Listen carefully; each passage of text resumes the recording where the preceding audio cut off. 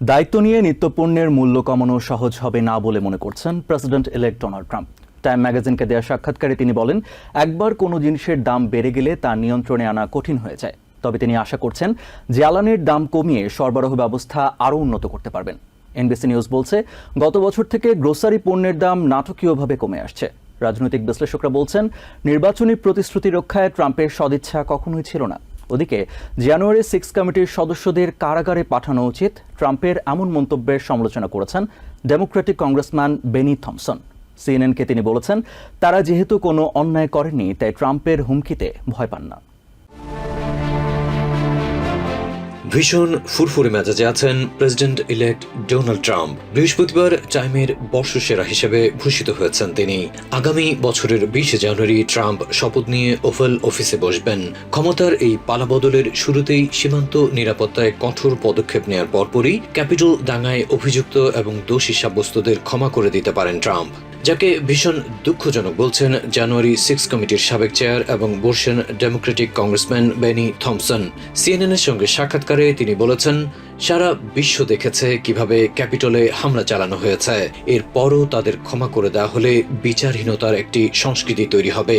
কমিটির সদস্যদের কারাগারে পাঠানো উচিত, ট্রাম্পের এমন মন্তব্যের করা সমালোচনা করেছেন তিনি। বলেছেন, তারা কোনো অন্যায় করেননি যে প্রেসিডেন্ট ইলেক্টের হুমকিতে ভয় পাবেন। তাছাড়া কংগ্রেসম্যানরা সুনির্দিষ্ট আইনি কাঠামোয় সুরক্ষা পেয়ে থাকেন, যা ট্রাম্পকে আমলে নিতে হবে। এদিকে টাইম ম্যাগাজিনে ট্রাম্পের সাক্ষাৎকারটি প্রকাশিত হয়েছে, যেখানে তিনি খোশ মেজাজে থাকলেও জনগণের জন্য সুখকর কোনো বার্তা দিতে পারেননি। বরং বলেছেন, দায়িত্ব নিয়ে নিত্যপণ্যের মূল্য কমিয়ে আনা খুব একটা সহজ হবে না। তিনি বলেন, একবার কোনো জিনিসের দাম বেড়ে গেলে তা নিয়ন্ত্রণে আনা কঠিন হয়ে যায়। তবে তিনি জ্বালানির মূল্য কমিয়ে এনে সরবরাহ ব্যবস্থা আরও উন্নত করায় আশাবাদী। নির্বাচনী প্রচারণায় বারবার এই অঙ্গীকার করেছেন ট্রাম্প। বিভিন্ন গণমাধ্যমের সাক্ষাৎকারেও এই কথার পুনরাবৃত্তি করেছেন। মজার বিষয় হচ্ছে, এনবিসি নিউজ বলছে, গত বছর থেকে গ্রোসারি স্টোরের পণ্যের দাম নাটকীয়ভাবে কমে আসছে। এর পরও কেন প্রেসিডেন্ট ইলেক্ট দ্রব্যমূল্যের ঊর্ধ্বগতি ঠেকাতে অসহায়ত্ব প্রকাশ করছেন? রাজনৈতিক বিশ্লেষকরা বলছেন, নির্বাচনী প্রতিশ্রুতি রক্ষায় ট্রাম্পের সদিচ্ছা কখনোই ছিল না। তিনি ভোটার আকৃষ্ট করতেই নানা প্রলোভন দেখিয়েছেন, যা সবার কাছে ধীরে ধীরে স্পষ্ট হয়ে যাবে।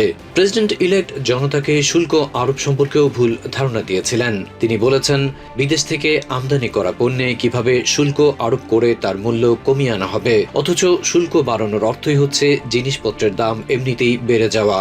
তারপরও জনতা তাকে বিশ্বাস করে ভোট দিয়েছে এবং তিনি ক্ষমতায় অধিষ্ঠিত হতে যাচ্ছেন। Adib Mohammad, TVN24 news desk.